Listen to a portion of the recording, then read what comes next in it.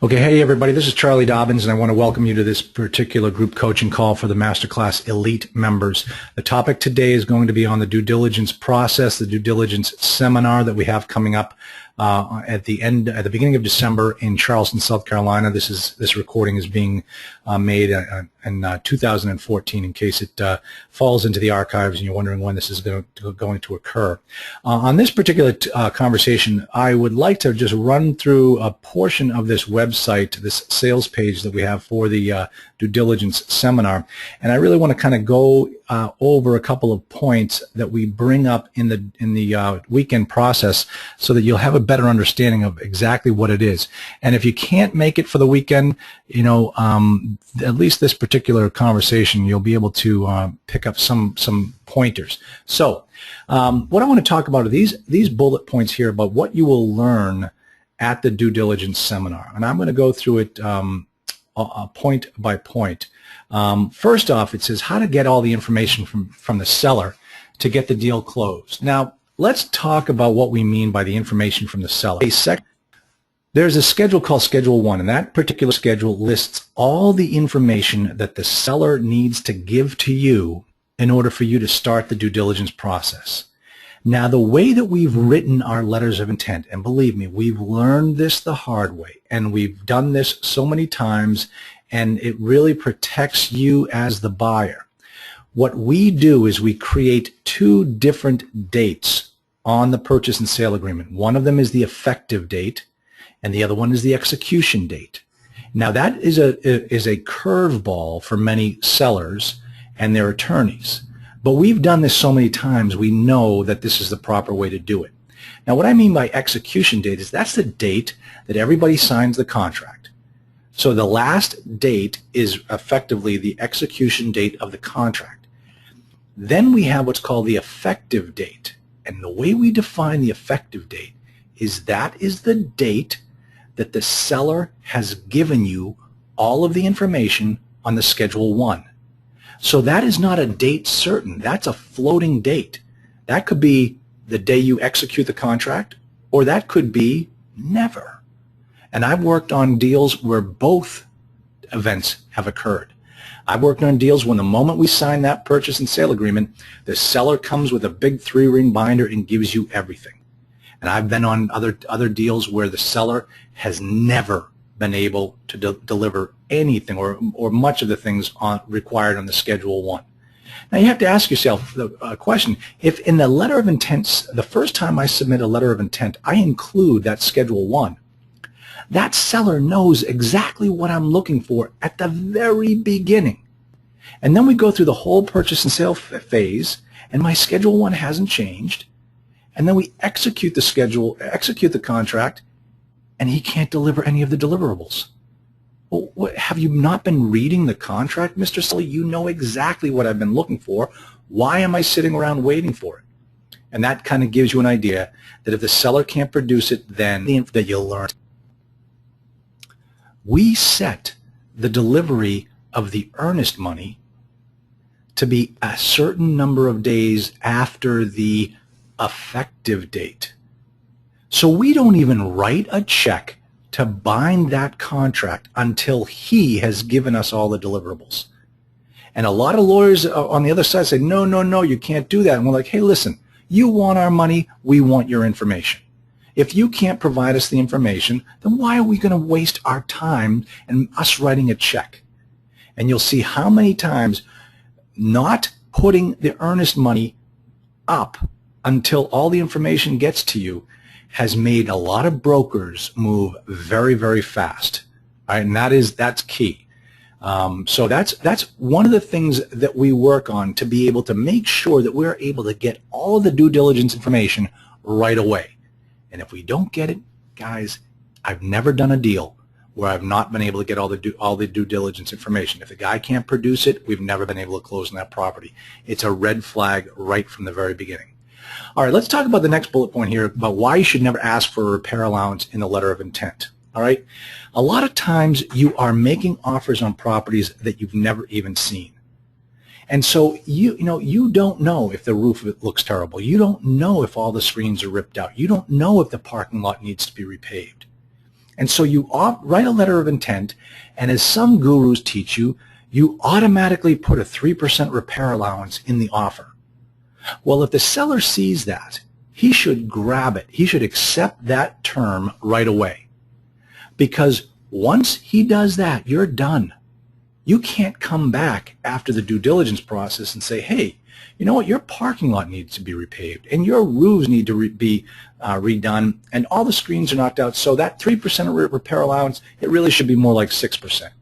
He's going to look at you and say, you know what, you should have looked at the property before you made the offer. How did I know you didn't look at the property? How did I know that your 3% repair allowance wasn't taking into consideration exactly the condition of those things?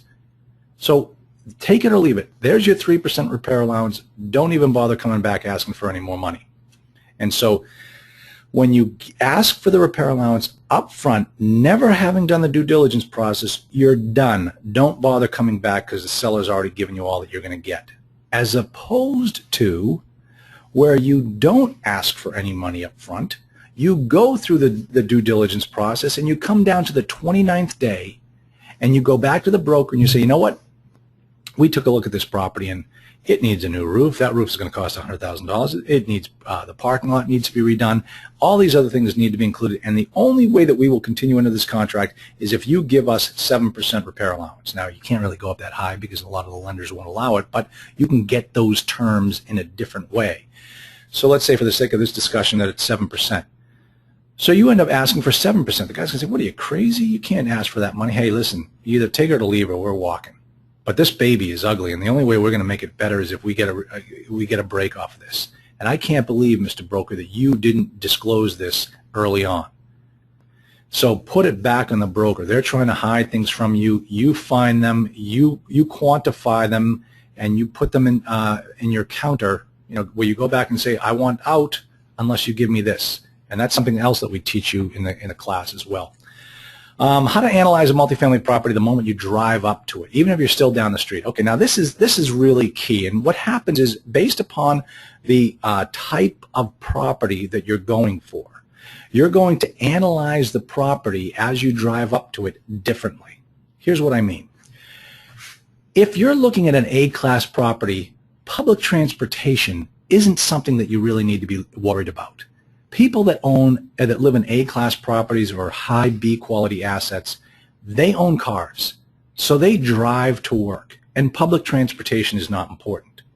But if you're looking for a C-class property, public transportation is very crucial. That's how C-class residents get around, by the bus.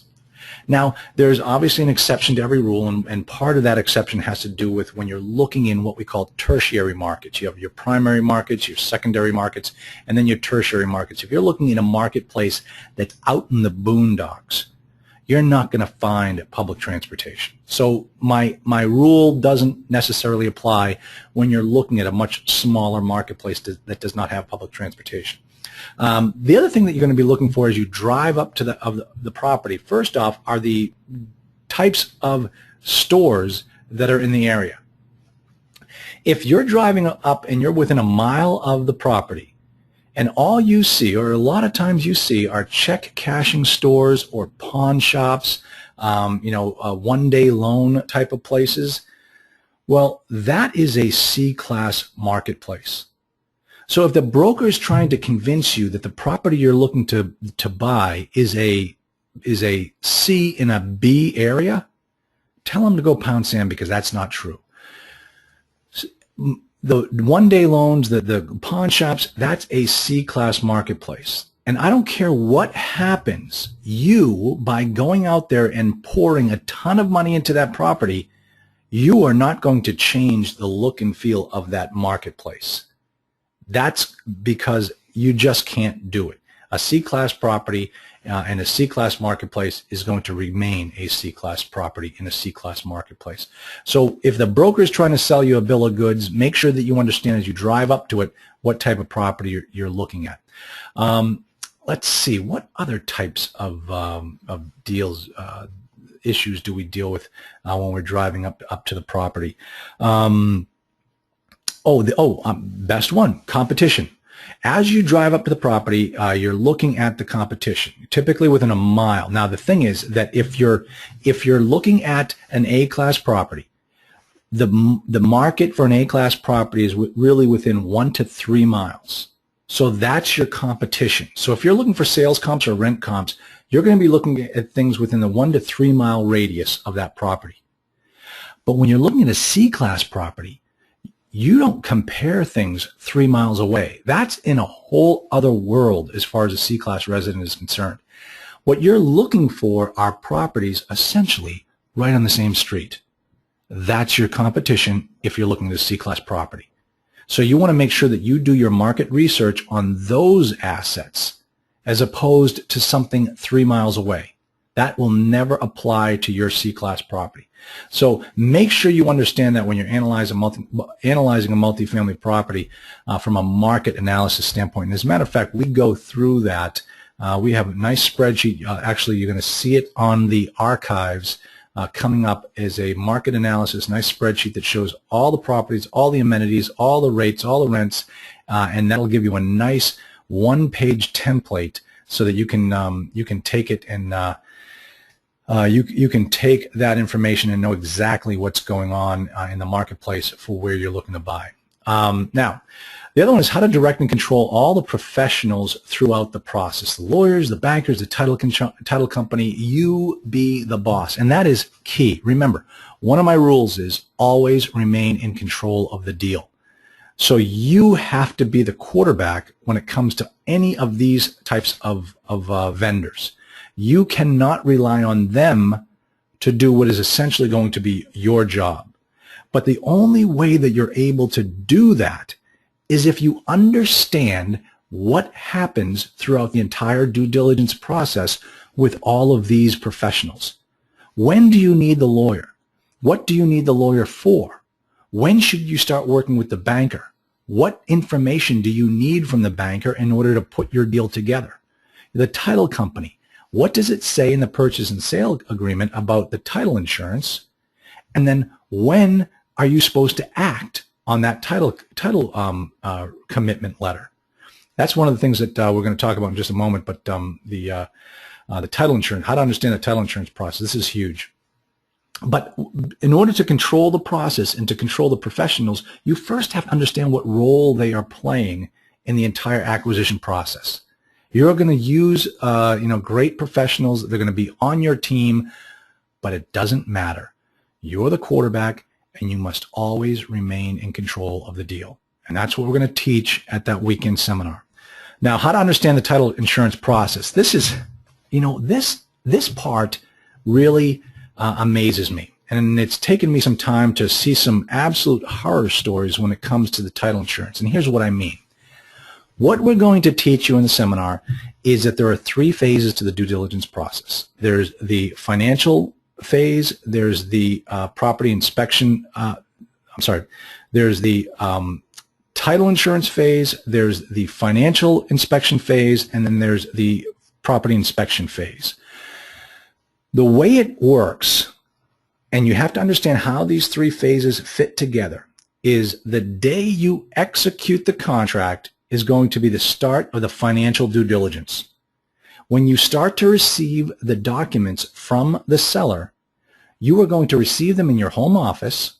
You're going to sit down and you're going to go through every single piece of information and you're going to verify it all. And you're going to take the first, let's say for instance that the inspection period is 30 days long. The first 15 days you will spend just going through the financial information. You will go through it and make sure that it's all accurate. You will not believe a word anyone tells you. You will verify everything. If at the end of the financial inspection period, the first 2 weeks, if all of the numbers work out and the deal still looks good, then you're going to move into the physical inspection phase. Because up until that time, for the first 2 weeks, you haven't written a check. It hasn't cost you a thing to have this deal under contract except for the earnest money.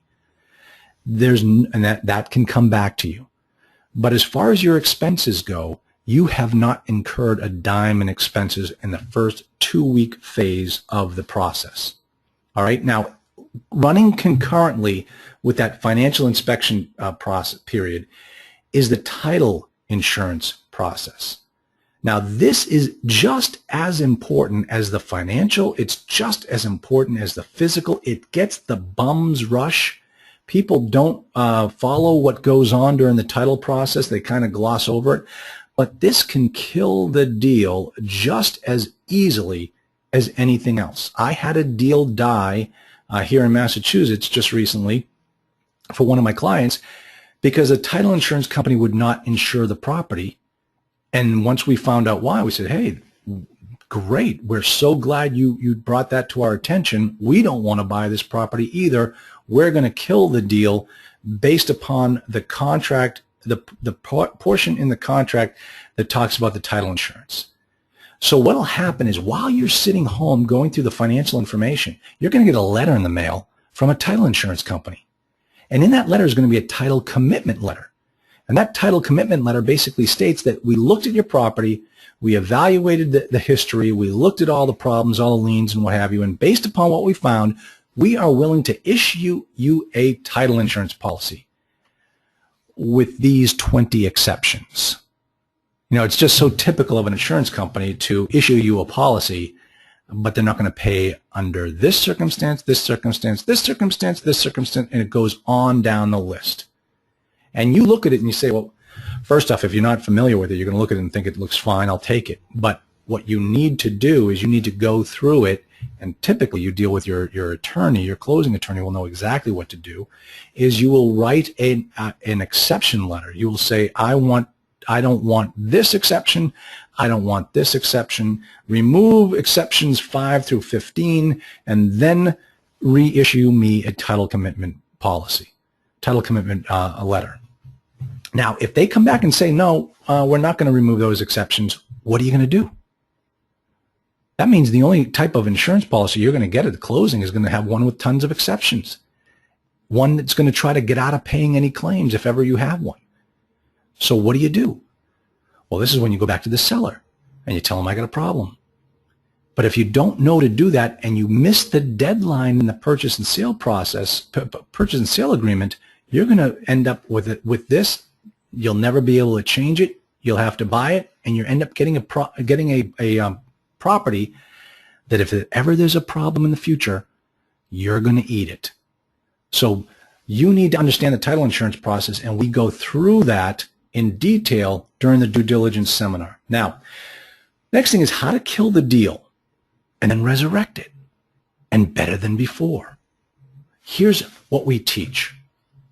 The day that you execute the purchase and sale contract, you are also going to draft a letter dated, if your inspection period is 30 days, you're going to date this termination letter 29 days later.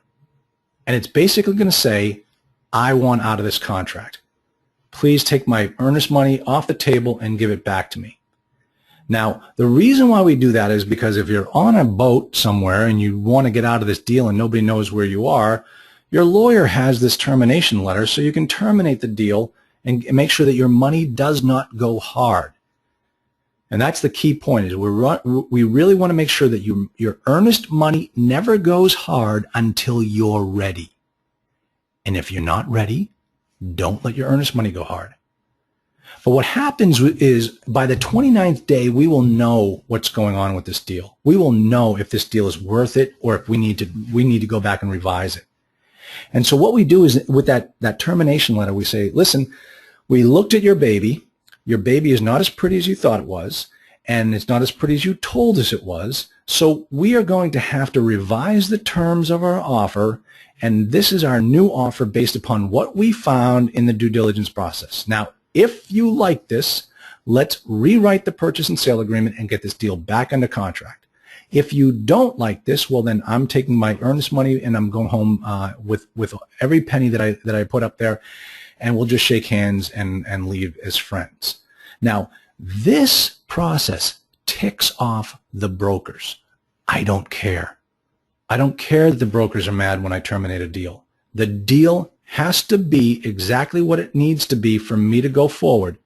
And how many times do you think When I finally get through the due diligence process, this deal doesn't look anything like what the broker showed me 30 days before, almost 100% of the time. So never be afraid to kill the deal. Never be afraid to take the deal out of contract and then work towards getting it put back together again afterwards. Just don't put your money at risk. Now, here's the thing, and this is what a lot of people gloss over. If we wrote the purchase and sale agreement so that there was a 30-day inspection period, and then after the 30-day period, there was a 30-day financing period, contingency period. So that means that I look at the property for 30 days, and then once I look at it, and if I go into the 31st day, now I have the financing contingency, and if I can't find financing that I like, well, then I can get out of the deal and get all my money back. That is typically true, but here's the caveat. For the first 30 days, your ability to get out of that deal is unconditional. You can walk if you have a hangnail. On the 31st day, your ability to walk becomes conditional upon the financing. What happens if you get killer financing? Can you walk? Well, typically we write the purchase and sale agreement so that the financing contingency ability is broad enough to drive a Mack truck through. But I have been involved in situations where once it got into the financing period, the seller didn't want to give the earnest money back, and it got ugly. You don't ever want to put your money at risk until you are absolutely sure that that's what you want to do. All right? Now, the last bullet point here, and obviously and much more, there's so much more. It's really 2 days of very intense training. You're going to come out of there just totally understanding it. One of the biggest things about the weekend is in the last hour, on the last day, we go through my deal checklist, not a unit checklist, not a due diligence checklist, my deal checklist. And as a matter of fact, for those elite members, I think you can go into the reserve and the archives section, and you can find this particular checklist. And in it, it lists all the steps necessary to go from getting the deal under contract to closing the deal. And we go into minute detail on that particular section. I'm actually here in my office. I'm looking for it. It was on my desk a moment ago. And it's not here, but you can pull it down off the website, off the membership site. So those are some of the things that we will be going through in depth. When you come out of this process, you will just have total confidence in understanding what it takes to get a deal done, and that's the whole purpose of what the Masterclass program is to align your abilities with your ambitions, and we are fixing your abilities so that you never have to worry about what happens if I get a deal under contract. We've got that taken care of for you. So, all right, now the final point here before we start getting into questions is how to get every unit inspected by a property inspection professional for free. Now, one of the things that I always want to stress here is that this is a business. With any business, especially with the multifamily business, you have to watch your pennies. And so I always try to give you ideas and give you different ways to save money throughout the entire process. If you can if you can go through a due diligence process and it doesn't cost you a dime, bravo. You can be getting deals under contract all day long. But there are certain things that you will have to spend money on, and we'll talk about those in the class, and there are certain things that you can get out of paying money for. All right, now let me give you an example of how I went through the entire process from the first time I ever bought a property till most recently. I mean, when I say most recently, we closed on a deal. What are we in now? October. So it was about May. It was about May that we sorry about that. It was about May that we bought our last complex.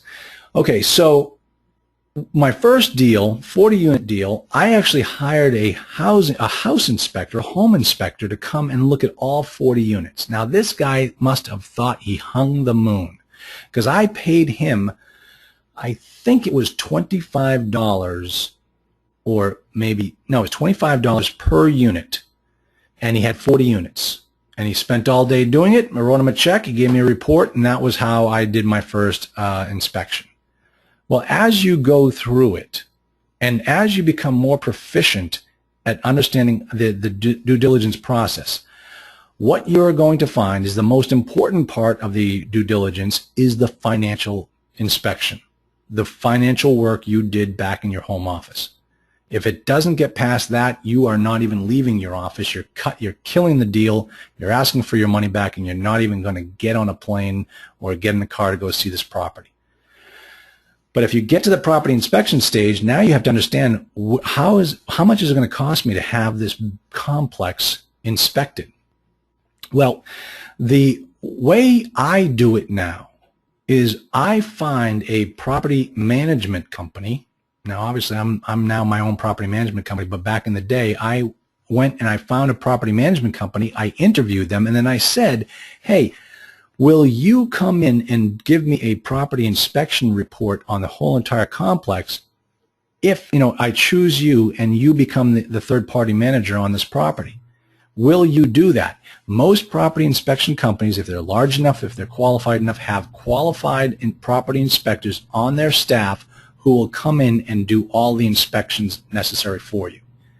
Now, that's one way to do it where you don't end up having to write a check.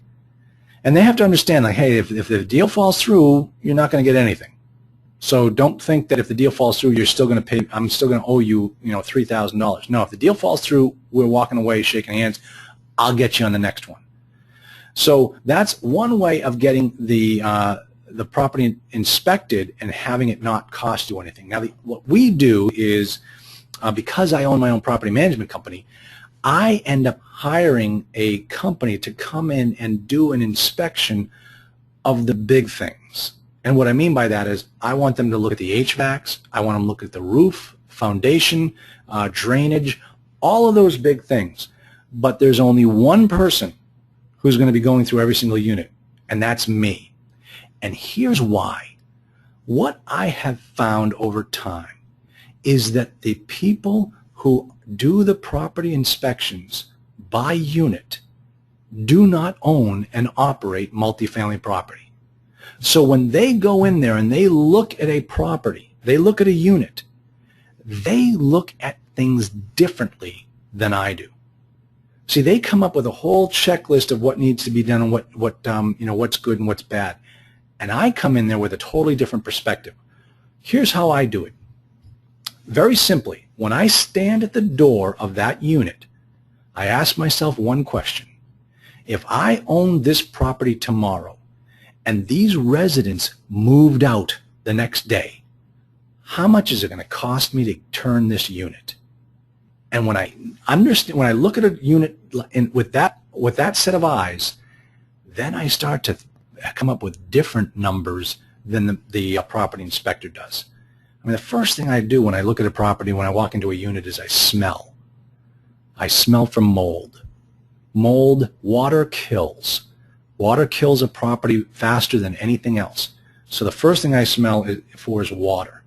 Then I smell for pets, because pets can just tear apart a property. If I smell for pets, next thing I'm going to do is look on the rent roll to see if they're paying a pet deposit. If they're not, that's going to make me question the property management company. Why are you not charging these people a pet fee when the deal is that people with pets have to pay pet fees? Oh, they must have just got it. Oh, they didn't report it to us. Oh, we didn't know. Well, boy, that's a problem, because now when I take over this business, I've got to go to this customer and tell them that they have been in violation of the terms of the lease, and they're not going to be too happy with me. So that's going to pose a problem when I come in as a new owner.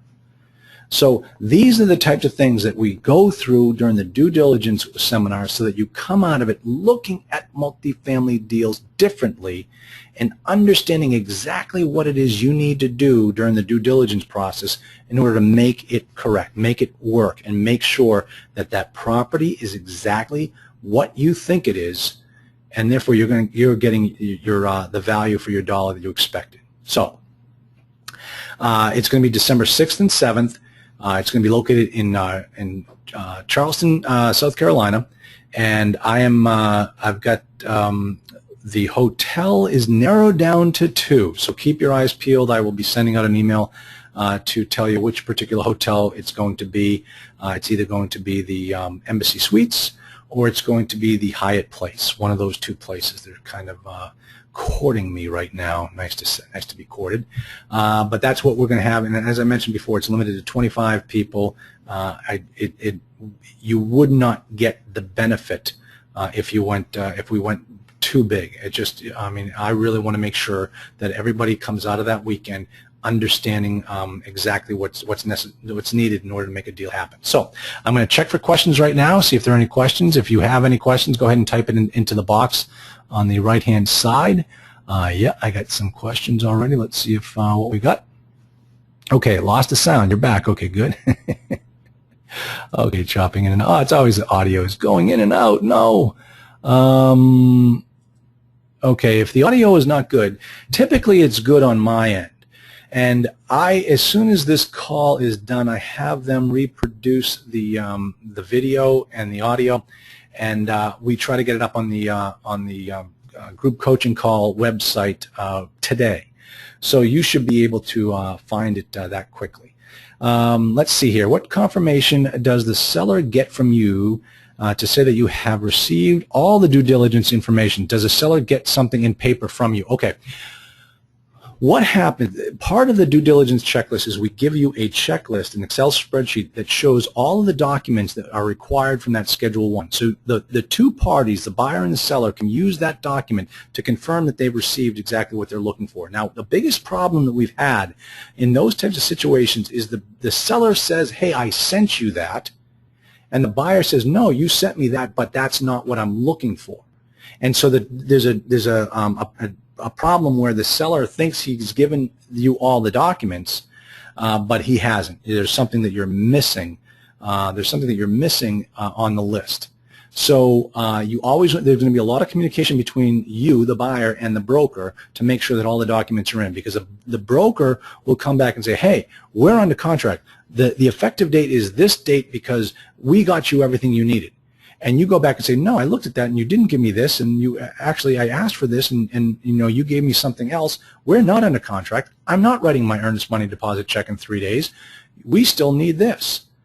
And that's typically when you have those types of conversations, that means things are going well. That means you're getting all the information you need, and ultimately you're going to go into contract on that particular deal, and you're going to bind the contract with the consideration in the form of the earnest money deposit. If you don't even have those types of conversations with the broker, you're not going to get that deal done. I'll tell you guys, I can tell, and one of the nice things about the due diligence seminars, I tell you stories, and I tell you stories from my clients, from my consulting clients, from my law firm clients, of due diligence horror stories. I think that actually I have a video out there about that.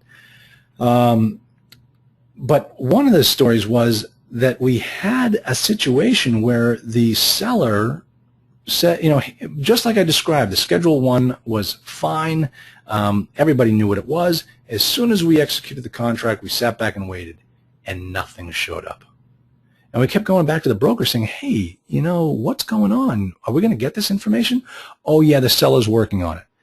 And so he got us over a bunch of documents that were nothing. It was crap. There was no way you could ever take that information, not only go out and raise private money with your investors, but you couldn't even go to a bank. A bank would laugh at you with that information. And so we went back to the broker and said, hey, this is not good. What's going on here? We really need to clarify this.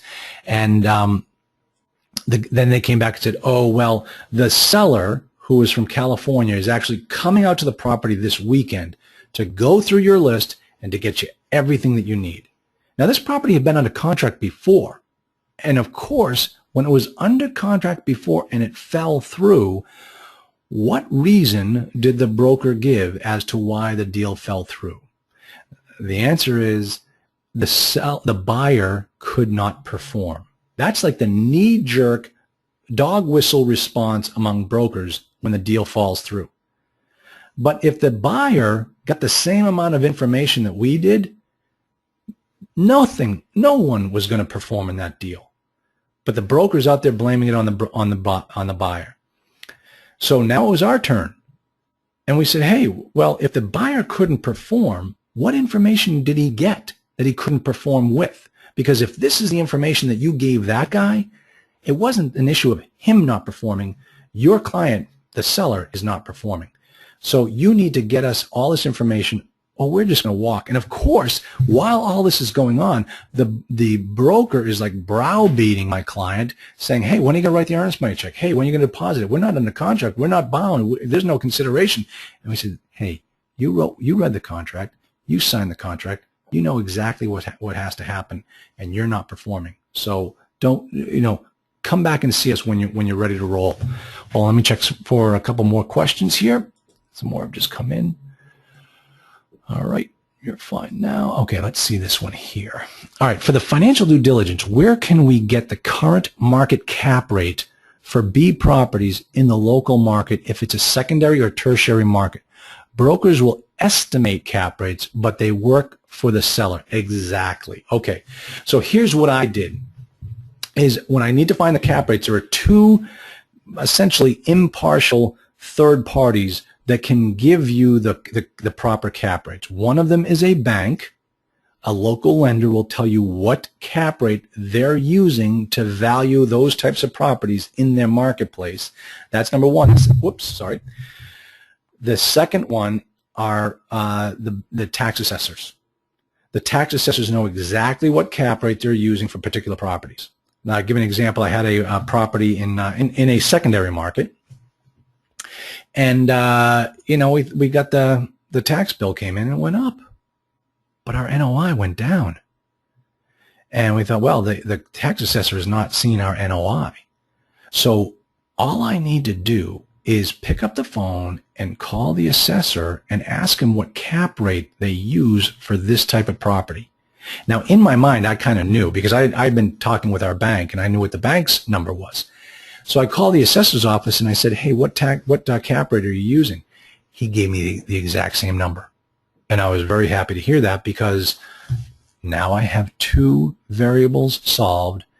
Now I just need to solve for the third. And so the variable that I solved for was the value that the tax assessor should use in his estimation of what my taxes were. And based upon my change in NOI, my valuation came down. And it was below what the assessor had pinned for it. So what did I do?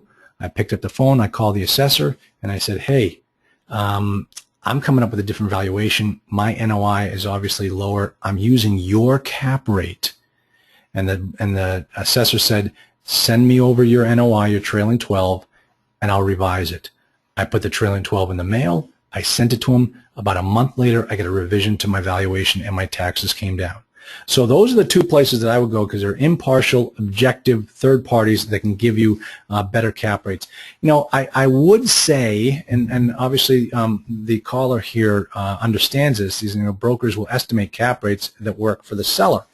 And that's absolutely true. That's why, it's hard to go to a source like LoopNet and try to determine the cap rate based upon the properties that are listed in that marketplace that you're looking at. Because I've seen them all over the place, and it all has to do with the fact that the asking price and the NOI are so crazy out there that you really can't use those types of sites in order to determine the cap rate when you're coming up with the valuation. Okay, so I have one more question here, and if anybody has any more, please type them in. We've got plenty of time. I'll go as long as I have to, or we can end early today. What happens to rentals during an economic crash? How do you protect yourself from situations like that? Okay, well, when you say economic crash, think about this for a second. Let's put yourself in the situation of an owner and of a tenant.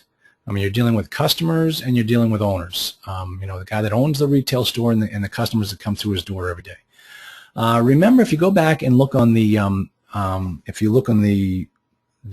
multifamily offer workshop video that we just put up last week, or I guess we did it on Monday. If you go and you take a look at that, you'll see in the trailing 12 that we used, the seller or the owner actually was using a gain in loss figure and a gain to lease and a loss to lease figure. Very strange to see that on the same way on each property. Now, what that means when your rents are above the market, it's going to show up on your trailing 12 as a gain to lease. Now, if you were looking to buy a property and all they had on there were gains to lease, what does that mean as the owner of that business in the event of an economic crash?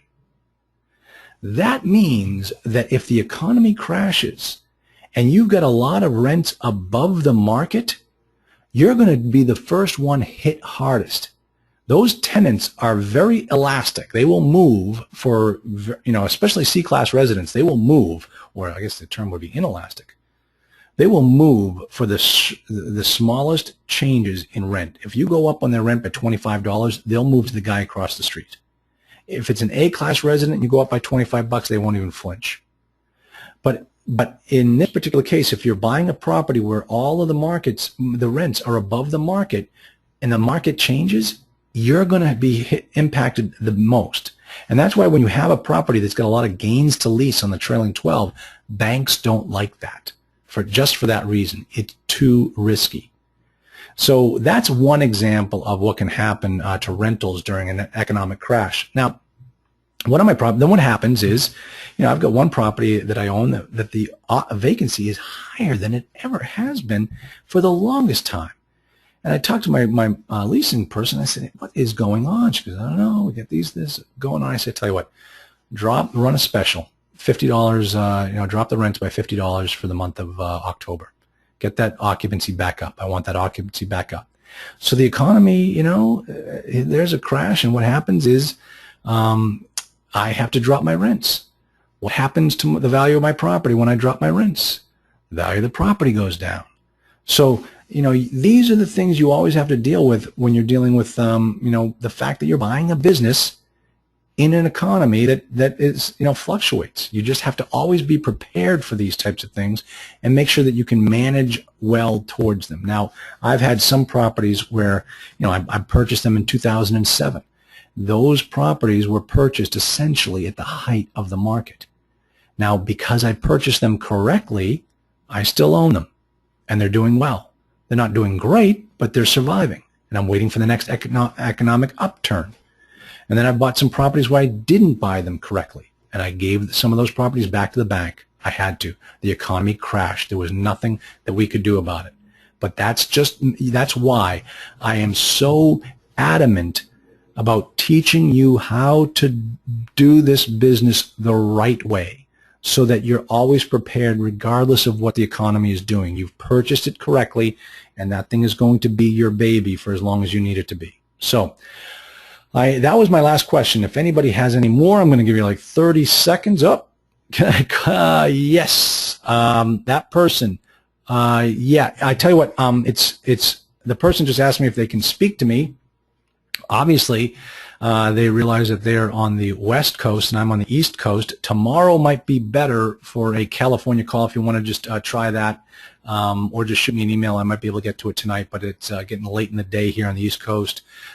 So I will take your call, your email, and either get to it tonight when I get home, or I will do it tomorrow. So please, Martin, try that. I would appreciate that. That'd be great.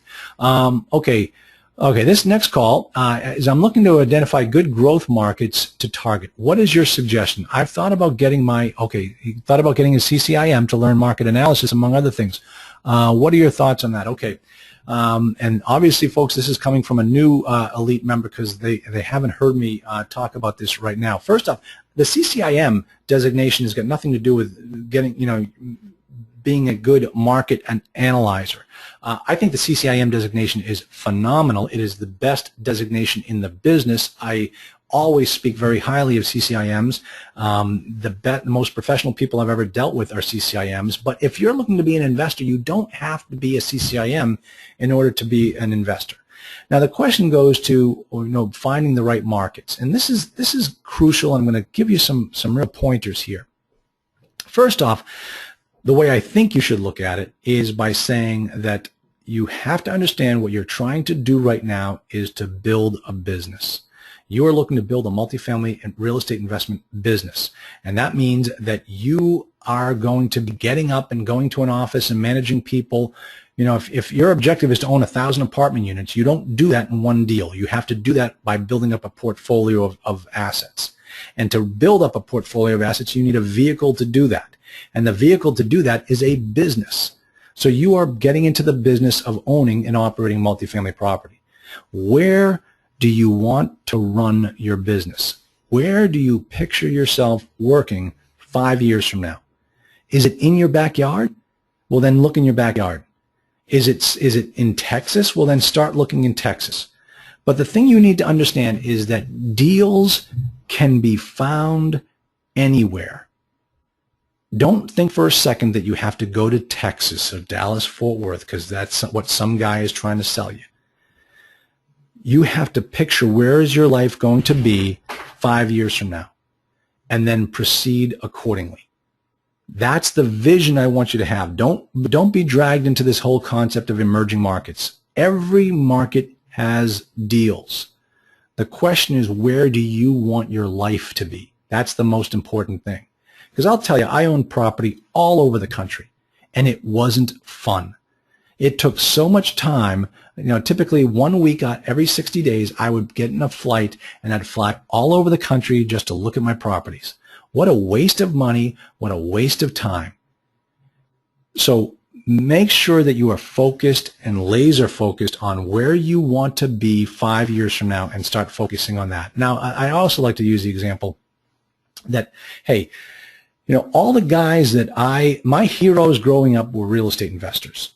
They were the richest guys in town. And you know what? They all made their millions in my town. None of them went to Dallas, Fort Worth to make their millions. They all did it right in my backyard. Millions are being made in backyards. Again, don't think that you have to go and find some emerging market because somebody wrote a book. All right. All right. Next question. Hopefully that answered your question and I didn't upset you too badly. Let's see here. All right. What do you think of the real estate economist Homer Hoyt's theory of an 18-year real estate cycle? I recently read about it and would like to hear your opinion. Well, my opinion has not, Andrew, I'd like to say that my opinion on this theory has not been formed as of yet, but I can guarantee you, if you can send me a link to his information, I'd love to take a look at it. An 18-year real estate cycle. That's interesting. I've heard of 7-year real estate cycles, but not 18 years. And I've also heard that different markets have different cycles as well. You know, and I like, obviously, you can see it when you're looking on the coasts versus in the middle of the country. Obviously, Cincinnati, talk about slow going, 1%, 2% growth a year. But then you go out to San Francisco and New York City, then you're going to see a much faster growth. So different areas go through different cycles at different paces than other areas. But definitely, Andrew, send me over that link. I'd love to check it out and evaluate it and see what my thoughts are. I'll be more than happy to talk to you about it. I might even make it a blog post coming up once I had a chance to look at it. So, all right. That, I think, might be the last question. If nobody else has any more questions, I'll be more than happy to, obviously send me an email to info@multifamilyinvestingacademy.com. Now, if you're in the masterclass, the due diligence seminar is $497 for the 2 days. If you're not in the masterclass elite program, it's $1,497. If you are in the elite program, you received a special email with the correct link that charges you that $497 rate. Only use that one if you're an elite member. Don't use the other one, the one that I sent out to everyone else. I want to make sure you just use that one. So, hey, everybody, I hope this was helpful. I've got some great topics coming up in the next couple of weeks. I've already got them lined up for our next group coaching calls. And more importantly, as I always say, if you're not making offers, this is nothing more than an expensive hobby. If you're making offers and you need any help with them, need help looking over your shoulder, please contact us. That's why you're in this program. That's what we're here for.